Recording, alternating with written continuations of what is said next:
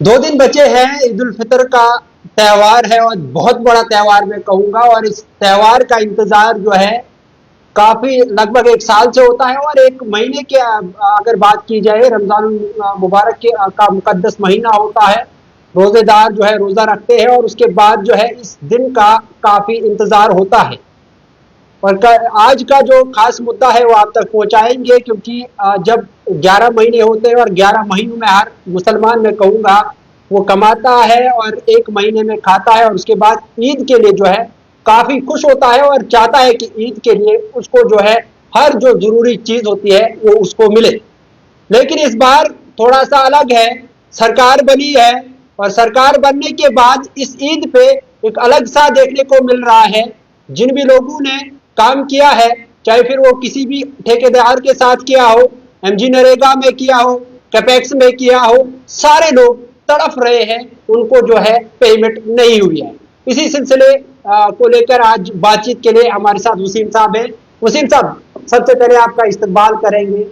आपने सियासत में काफी अरसा देखा, काफी अरसा अपने सियासत की। आप जो है एक मैं कहूंगा कि चुनाव में आप एक ऐसा चेहरा है जो लगातार सामने रहते हैं। आप मुझे ये बताइए कि आज से पहले जो ईदें गुजरी या सियाम का मुकद्दस महीना हो और लोगों के पास पेमेंट नहीं हो, ठेकेदार जितने भी है वो ये कह रहे हैं कि पैसा नहीं है, और एमजी नरेगा की अगर बात की जाए तो उसकी भी पेमेंट नहीं हो रही है, क्या कहना चाहिए? वैसे मैं सबसे पहले आपके चैनल का शुक्रिया अदा करता हूं और उसके बाद मैं बताऊं कि हालात जो है जम्मू कश्मीर के लोगों की, इससे पहले ऐसे हालात नहीं थे।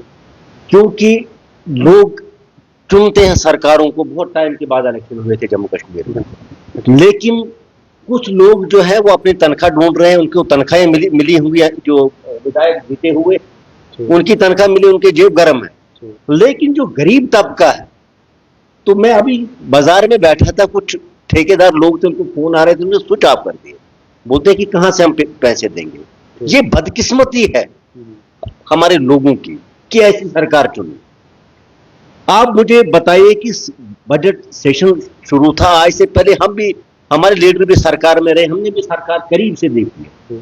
लेकिन मार्च का ऐसा महीना होता था कि ठेकेदार इतने खुश होते थे कि हमारी पेमेंट होगी, तो हम, क्योंकि उस ठेकेदार की पेमेंट के साथ बहुत सारे गरीब जो चूल्हे हैं वो जलते हैं।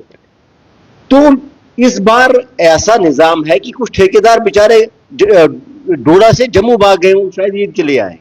और जो नीचे वाला तबका है, आप बताओ कि जो स्कीम हमने लाई थी, हमारी सरकार ने लाई थी, गुलाम नबी आजाद साहब ने लाई, मनरेगा, उसकी पेमेंट तक नहीं ये लोग दे पाए। तो ये कर क्या रहे हैं उधर?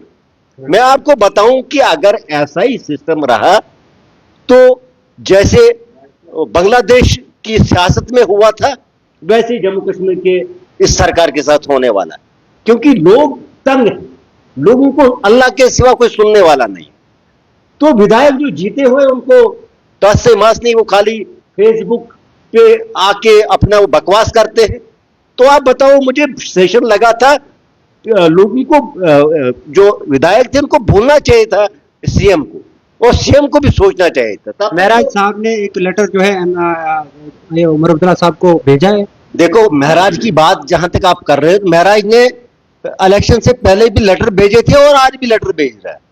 लेटरों से कुछ नहीं होगा। जिस बंदे को, क्या देखो, मैं महराज की एक बंदे की मुखालफत नहीं करता। चिनाब जोन के कितने लोग जीत के गए?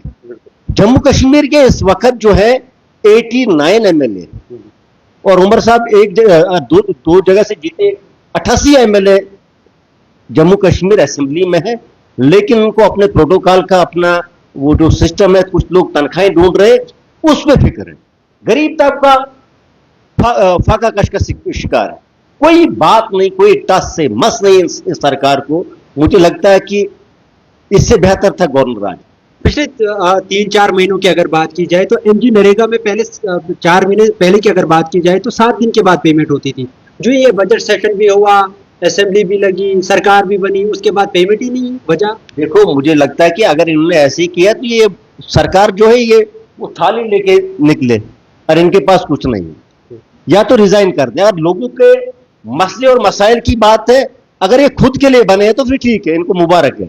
अगर ये लोगों के लिए बने हैं, लोगों के जो इनने वादे किए थे, तो आप बताओ मुझे कौन सा काम किया अभी तक जम्मू कश्मीर सरकार ने?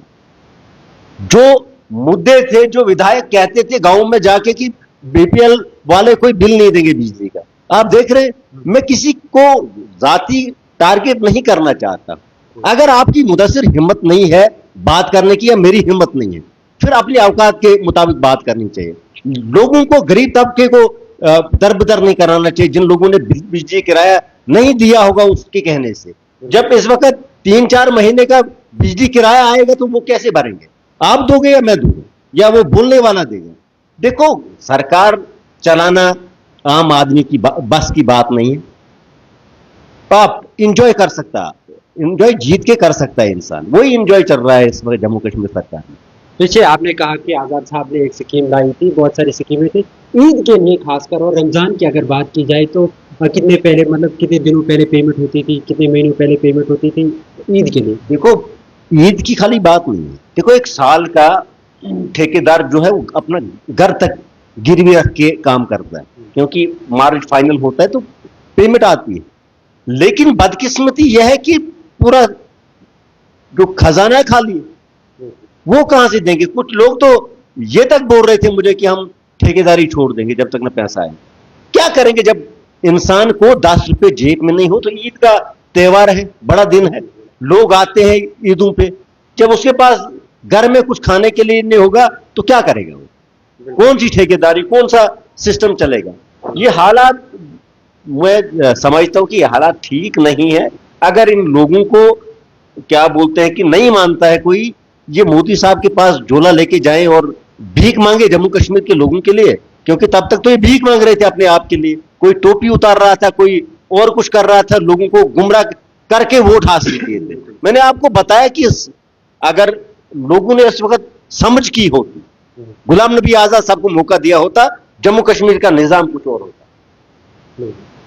अभी आने वाले कल की अगर हम बात करेंगे, जितने भी लोग हैं, आज हमें भी फोन आ रहे हैं, जिन्हें बिल निकला, आपको कोई अपडेट है, आपके पास अपडेट होती है। आपने जिस तरह कहा कि सभी लोग जो है परेशान हैं, पर अब ईद के लिए उनके पास पैसा नहीं है, अब एक दिन बचा है, क्या आपकी कोई अपील रहेगी कि आज अभी से या कल के दिन में कोई पेमेंट हो? मुझे तो नहीं लगता। देखो, आज तक हम इल्जाम लगाते थे डिस्ट्रिक्ट एडमिनिस्ट्रेशन को या एलजी इंतजामिया को, तो आज हम उन पर बात ही नहीं कर सकते, क्योंकि हर जगह से विधायक जीत के गए हैं और इन्हीं मुद्दों के लिए गए, लोगों की बात करें और उनका इजाला हो। लेकिन अंधेरा नजर आ रहा है इस वक्त कि लोगों के पास पैसा नहीं है।